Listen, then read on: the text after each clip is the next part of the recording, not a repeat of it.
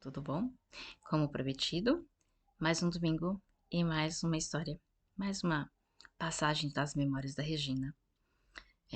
Lembrando para vocês que esses vídeos, eles têm por finalidade ajudar outras pessoas que possam estar passando por um problema igual ao meu, que eu passei, ou outros problemas que precisam de um incentivo, que precisam lembrar que a vida vale a pena e que às vezes parece difícil demais, que a gente não vai sair. Mas às vezes uma palavra amiga, um estou aqui, já é o suficiente para ajudar a gente conseguir se erguer e dar os nossos passos. Claro, principalmente Deus, para mim é o principal na minha vida, mas a gente também precisa de amigos, precisa da família, e eu acho que assim, esses vídeos eles vêm trazendo algumas histórias de renovação, motivação e mais do que tudo de milagres que acontecem em nossas vidas, né? Eu lembro que essa semana eu comentei com um amigo que milagres nós vivemos todos os dias. O problema é que às vezes a gente precisa passar por um grande problema para que a gente possa enxergá-los, né? Nós temos um cotidiano de pequenos milagres diariamente, mas a gente precisa às vezes ter a nossa vida balançada para a gente entender que eles aconteceram e que eles acontecem, né? E que a gente precisa valorizar, tá bom? Eu queria pedir uma coisa antes que eu esqueça, porque vocês sabem que eu sou uma pessoa que fala demais. Mas eu queria pedir para que vocês compartilhassem esses vídeos, esse link, né? Dos vídeos. Por quê? Porque eu acho que a gente pode criar uma corrente do bem. Ou seja, vamos dar àqueles que precisam uma palavra de apoio. Vamos dar àqueles que precisam, às vezes, de um sorriso? Então, eu queria pedir que vocês compartilhassem, se fosse possível. Eu tenho entrado em contato com alguns amigos, com algumas pessoas, mas tem algumas pessoas que eu não vou conseguir atingir.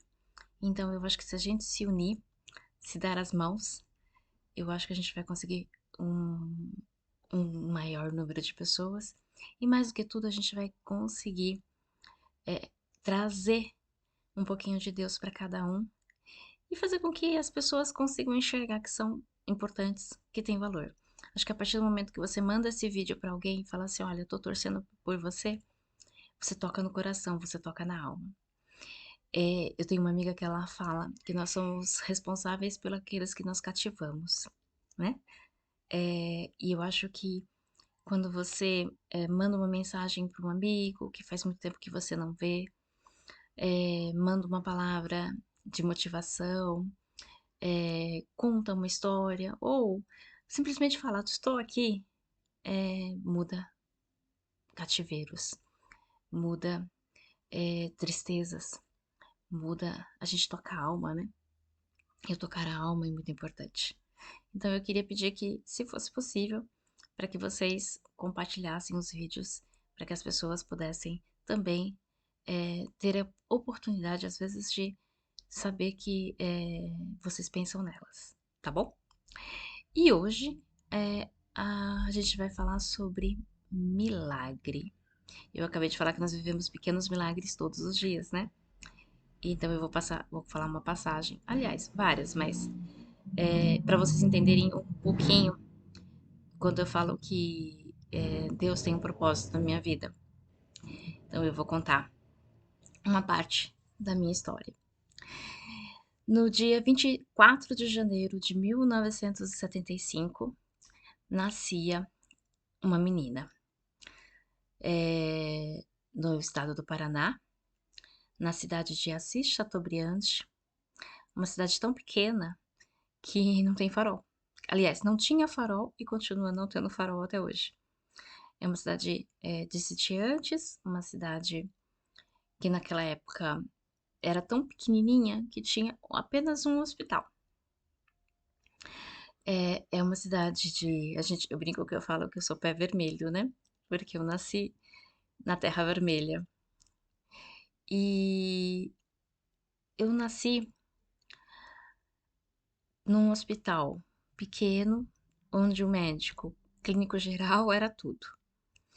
Ele era pediatra, cirurgião, ginecologista, obstetra, ele fazia de tudo um pouco. Intensivista não, porque lá não tinha UTI, né, mas no pronto-socorro, na emergência, ele atendia. E eu sou a segunda filha. Não vou dizer que eu fui programada, que eu fui, desejada, né. Meus pais me amam, eles me adoram, mas eu não vim no propósito de vir. Foi, de repente, um descuido. Mas, de novo, eu fui muito amada, sou muito amada, mas vim numa fase difícil na vida dos meus pais. Uma vida financeira muito complicada. Eu já tinha meu irmão, que tinha 2 anos e 8 meses na época, o meu irmão mais velho, meu irmão amado. E, de repente, eu comecei a ficar diferente, estranha. Eu tive uma icterícia, para quem não sabe o que é icterícia, a gente fica amarelinho, verdinho. E aí tudo bem, icterícia neonatal, nasceu e ficou assim, mas vai melhorar. Eu comecei a ter broncoespasmos. Às vezes eu estava dormindo e asfixiava. Minha mãe tinha que sair correndo comigo para o hospital, era tão pertinho que em 2 minutos ela estava lá.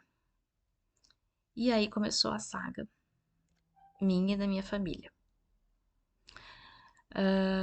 Eu tinha um aumento dos glóbulos brancos em grande quantidade e eu tinha uma anemia que ninguém sabia explicar. Então, nos meus primeiros dias de vida, eu já passei por algumas complicações.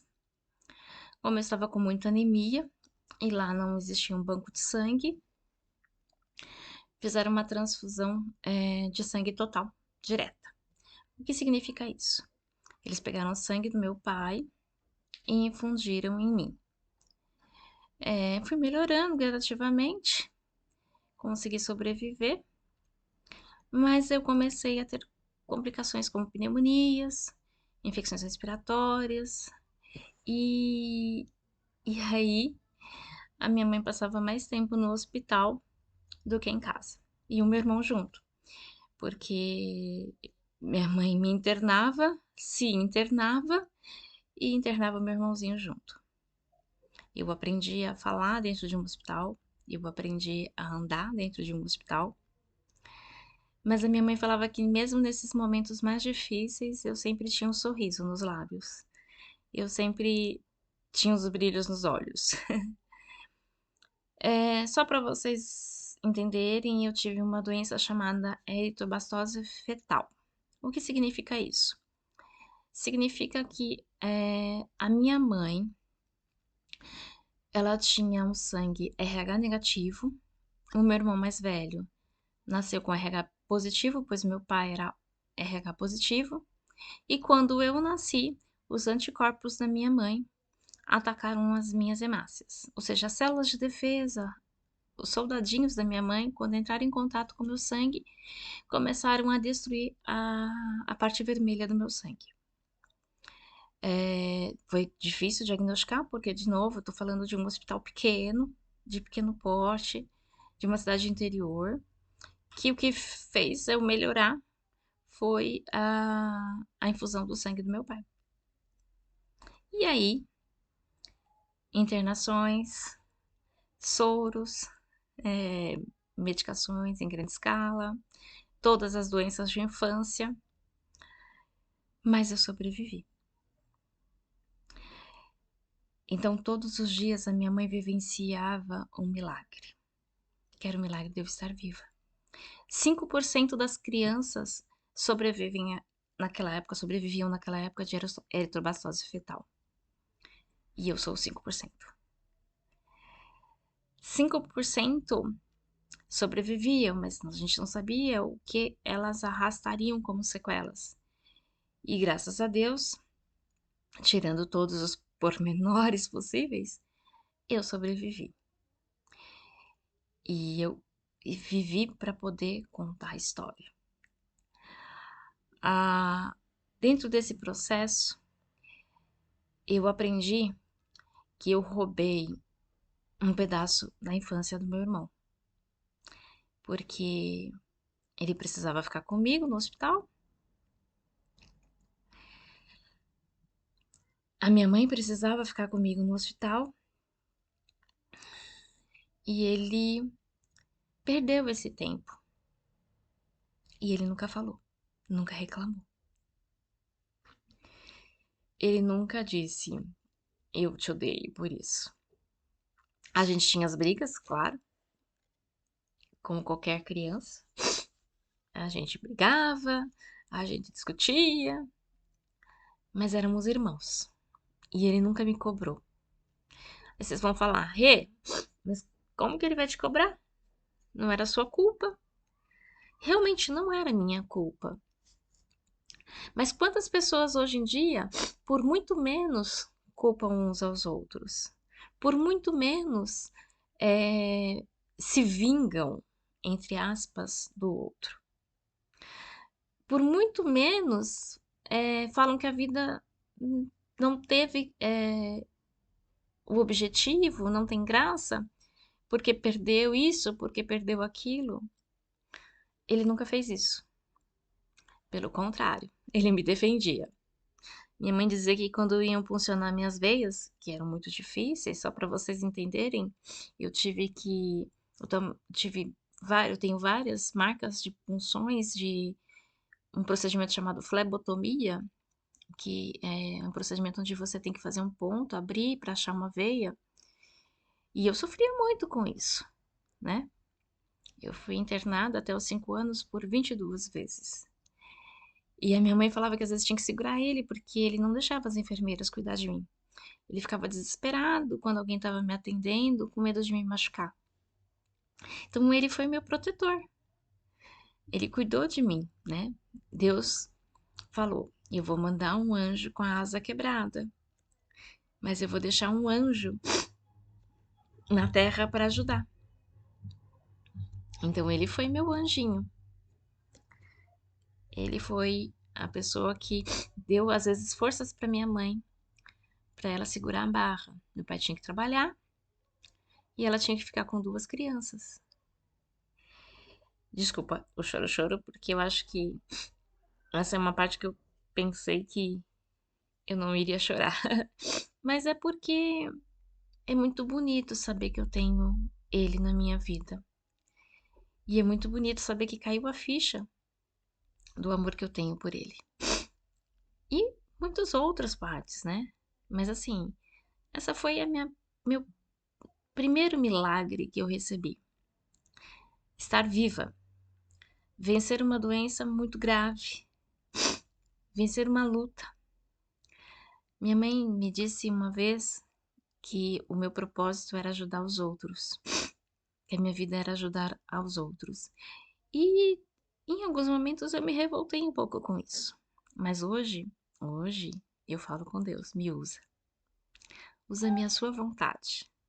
Porque eu sei o quanto eu tenho que ser grata por tudo que me deu. Alguém vai falar, Rê, mas você sofreu tanto. Eu sofri. Mas eu sempre tive alguém para segurar na minha mão. Eu sempre tive alguém para me ajudar. E Deus sempre me deu esperança. Mesmo em infância, uma menininha de 2, 3 anos, ele jamais me deixou triste. Ele jamais sequestrou da minha vida a minha fé.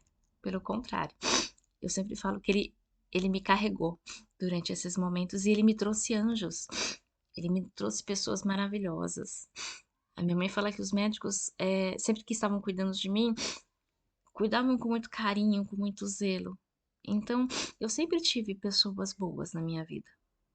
Então, eu falo que às vezes a gente não enxerga, a gente não olha, mas por mais que o deserto seja grande, quando Deus não está te carregando no colo, Ele está do seu lado. E Ele traz anjos para te abençoarem aqui na terra. Porque muitas vezes a gente quer o físico, né? A gente quer aquilo que a gente consegue demonstrar, a gente consegue ver. Então, muitas vezes eu não consigo ver Deus do meu lado, porque Ele é um ser espiritual. Eu não consigo falar com Deus, porque muitas vezes a minha dor é muito grande. Mas eu consigo ter pessoas que trazem para mim carinho, amor, afeto, me respeitam, me trazem palavras de consolo e seguram a minha mão. Às vezes eu nem preciso que falem comigo, só estejam do meu lado. E é isso que eu queria dizer para vocês. Muitas vezes a gente não consegue enxergar que aquela pessoa que está do nosso lado é um anjinho que Deus colocou. Que aquela pessoa que às vezes falou assim, vai dar tudo certo, ela acredita mesmo que vai dar tudo certo. Ela tem fé que vai dar tudo certo. E ela ora por ti, ela reza por ti, ela te quer o bem. Às vezes aquela pessoa que não te liga, não é que ela não queira falar contigo, não é porque ela não gosta de você.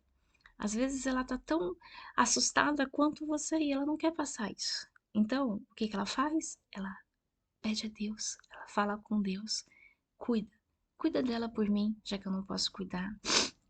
Traga pessoas que podem falar para ela o quanto ela é importante.